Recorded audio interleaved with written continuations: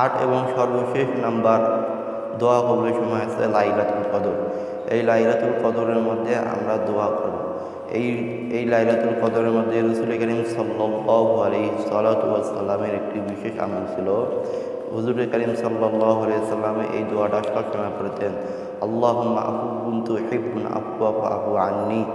আমরাও এই দোয়াটি করব এবং লাইলাতুল কদরের মধ্যে আল্লাহ তাআলার কাছে মাফ চাব, অর্থাৎ হে আল্লাহ, আপনি ক্ষমাশীল এবং ক্ষমা করতে পছন্দ করেন, তাই আমাদেরকে আপনি ক্ষমা করে দিয়েন। এই দোয়াগুলো করব। তো দিনী ভাই ও বন্ধুরা, আমি এই 8টি বিষয়তে আপনাদের সামনে তুলে ধরলাম। এই 8টি বিষয়ের মধ্যে আল্লাহ তাআলা আমাদেরকে দোয়া করার তৌফিক দান করুক, বলেন আমিন। এবং আমার চ্যানেলে যদি আপনি নতুন হয়ে থাকেন তাহলে সাবস্ক্রাইব করে আমার পাশে থাকবেন। এরকম আরও নতুন নতুন ভিডিও ইসলামিক পাওয়ার জন্য আমার চ্যানেলটিকে সাবস্ক্রাইব করে লাইক দিয়ে কমেন্ট জানাবেন ইনশাআল্লাহ তাআলা। আসসালামু আলাইকুম ওয়া রাহমাতুল্লাহি ওয়া তাআলা।